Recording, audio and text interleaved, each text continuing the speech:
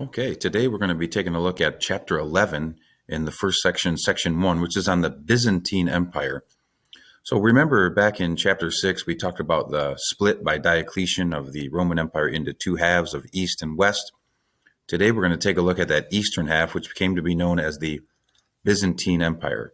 So what we'll start with here is Roman numeral 1, which is entitled A New Rome in a New Setting. And the division of this empire by the Emperor Diocletian took place in 395. This division took place due to poor communication between the East and the West. Despite the division, though, rulers in the East sort of saw themselves as the emperors over all of Rome. They had more wealth, they had a stronger military at the time, and they were a little bit more independent.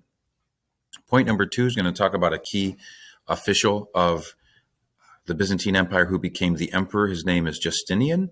He was a high-ranking Byzantine nobleman.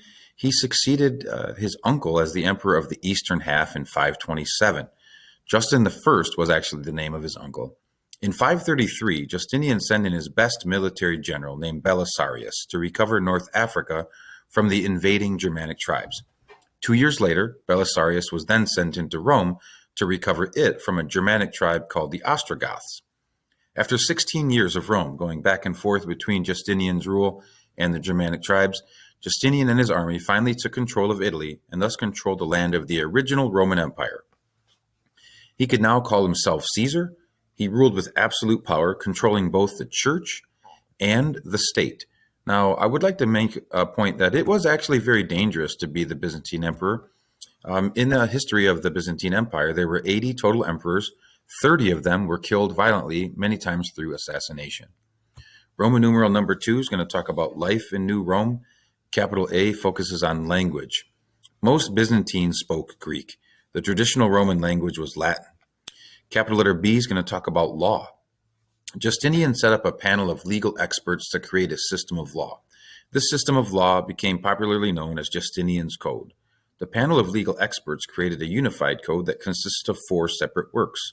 The code was an existing 5,000 Roman laws. Number 2 was the Digest, a 50-volume work that summarized the ideas behind the code. Number 3 are what are called the Institutes. It's a large textbook that explains how the laws should be used. The Novella are new laws that were passed after 534. Now, I like the fact that they have the Novella in this law code because what it does is it allows the law code to adapt over time. As time changes, as technology changes, so should rules and laws. And so the Novella allowed this code to morph, adapt, and create a long-lasting pattern of law that was utilized in the Byzantine Empire. Justinian died in 565, but his code of laws served the Byzantine Empire for almost 1,000 years. Some of the aspects of life that the code regulated would be something along the lines of marriage, slavery, property, inheritance, women's rights, and also criminal justice. Capital letter C is going to talk about the imperial capital. We're talking about the city of Constantinople, which was at one time called Byzantium, changed over by Constantine. And then eventually when the Ottoman Turks conquer Constantinople, they change it into the name of Istanbul. Justinian fortified, rebuilt, and constructed new city defense walls. I would like to take you to a quick map here, just so we understand where we're talking about. This is a chapter map. This is the area of Constantinople right here. Notice that it's located between the Black and Aegean Seas here. Now, when you talk about Constantinople, the Byzantine Empire is highlighted in purple. So the purple and orange mix is kind of where the Byzantine Empire was, also over on the area of Turkey, modern-day Turkey, or what was called Anatolia back in those times. But a pretty strategic location right here in the center of what was the basic portion of the main world at that time. Also, since we're talking about the city of Constantinople, there is a key map here found on page 302. This map shows you where the outer wall of Theodosius was. This is a major defense wall. And then you have a wall called the Wall of Constantine right here. And then inside the city, there's the Hagia Sophia, which was a very large and grand church. Here was the great palace of Justinian. And this is known as the Hippodrome. It was a racetrack right here that they would race chariots. All right, next let's go to talking about the Hagia Sophia. The Hagia Sophia was a church that was built by Justinian. It was hailed as the most splendid Christian church in the world. There were also, by Justinian though, baths that were built, aqueducts, courts of law, schools, hospitals. So a lot of architectural structures were created under the control of Justinian. Capital letter D talks about Constantinople's hectic pace. One of the main things shown on this map also is called the Mese. The Mese is a main road that runs right through the center of the city of Constantinople. Right here is the Mese. All of the major sites were located along the Mese here. Okay, now, the Hippodrome was a stadium. It was a stadium that they had chariot races in, and it held 60,000 spectators.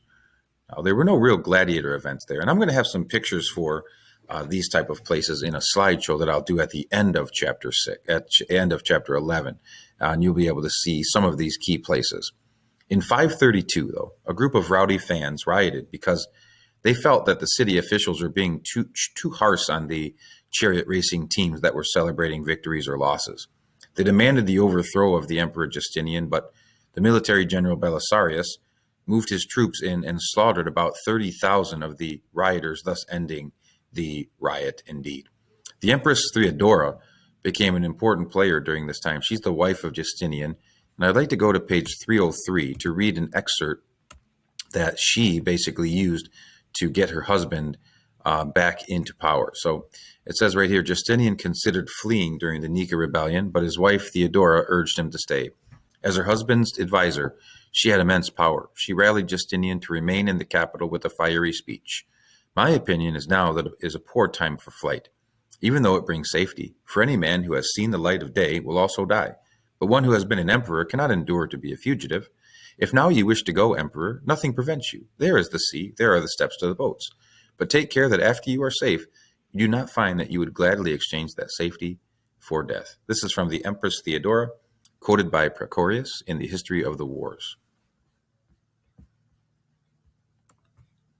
Okay, next we'll go to Roman numeral 3 and talk about how the Byzantine Empire eventually falls. Justinian's death in 565 led to many setbacks for the empire. Some of those setbacks include street riots, religious quarrels, palace intrigues, which these are like infighting, kind of backstabbing, Game of Thrones style things, foreign invasions. Capital B talks about the plague of Justinian, aka the Black Death. This was the first crisis that happened in Byzantine Empire. It happened actually before Justinian's death. He died of the plague. It was an early trace of the bubonic plague. Now, the bubonic plague began what we believe is on the bodies of rats and fleas that bit the rats, and this eventually infected human food. The Byzantine population suffered due to the plague from around 540 to 700. It was killing thousands of people by the day. Capital letter C, we'll talk about some of the invasions that were also going on during this time. There were a host of enemies to the Byzantine Empire. From the west, you had the Lombards attacking. From the north, you had the groups known as the Avars, the Slavs, and the Bulgars. Coming in from the east were the Sassanid Persians, and the Muslim Turks also invaded the empire from the south, and they probably did the most damage, and we know that the Ottoman Turks eventually are the ones that conquer the Byzantine Empire. The Byzantines fought invasions, though, with diplomatic and military strength. The Emperor Heraclius reorganized the empire into military districts, which were called themes. Themes are provinces, basically, and each theme had a general that was appointed to run the territory and then report back to the emperor. After constant attack on all borders, the empire began to shrink significantly. Constantinople, the capital city, held out until the end in 1453, when the Ottoman Turks took the city in battle. The reason why Constantinople was able to hold out for so long depended on the city walls, the defense walls that I showed you in the map.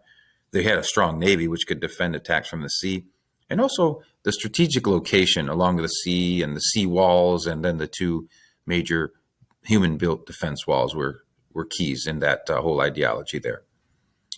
Okay, next is Roman numeral 4. It's going to talk about how the church divides.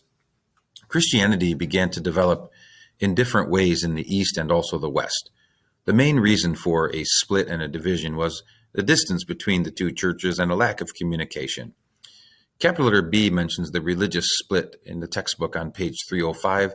There's a chart that compares the East and the West. Remember that the East was what became the Eastern Orthodox Church, or the Byzantine sector of Christianity. And then you had in the West, the Roman Catholic Church. Now, this is the way that the church looked in the 11th century. So I'll take you to that chart. This is found in your book on page 305. This is the chart right here, analyzing key concepts, Roman Catholicism and Eastern Orthodox. It talks about independently what are some of the keys between the two, and then some of the similarities. And then there's a data file with stats and percentages and things of that nature that talk about the two faiths. The leaders of the two churches, well, in the Catholic Church, you have the Pope. This is Pope Benedict. And then this is the Patriarch. This is Patriarch Bartholomew here on the left. So the Patriarch is kind of a similar role in the Eastern Church as the Pope is for the Roman Catholic Church. Okay, Patriarch is the leading bishop of the East, but in these times the Patriarch served as a subordinate to the Emperor. It was similar to the role of Pope, but not exactly the same. Capital D, talking about icons. Icons are religious images used by Eastern Christians to aid their prayer and devotion. Icon use was actually banned by Emperor Leo III in the year 730. This decision was based on the emperor's view of icons as idol worshipping. Westerners, though, including the Roman Catholic Pope, actually endorsed the use of icons at certain times. Because of the disagreements in the fighting between the two sectors, though, excommunication became a part of the Christian world. Excommunication is taking away a person's right to membership in a Christian church. This doesn't happen very much anymore, but the way that I understand it is that you're basically banned from the sacraments until you confess to your sins. The Byzantine missionaries convert the Slavs. In the aftermath of the split, the East and West competed for converts. The Orthodox Church began to convert the Slavs, or Slavic peoples, which came from the region north of the Black Sea and will be talked about in section 2. There were two successful converters, St. Cyril and St. Methodius. They invented an alphabet for use with the Slavic languages to ensure that the Slavs would be able to read the Bible. This alphabet became known as the Cyrillic alphabet. It was devised in the 9th century by St. Cyril and Methodius to translate the Bible into a language that the Slavs could understand. That is the end of section 1. Section 2, we'll talk about early Russian history. And then the final section of this chapter, section 3, we'll talk about the Seljuk Turks.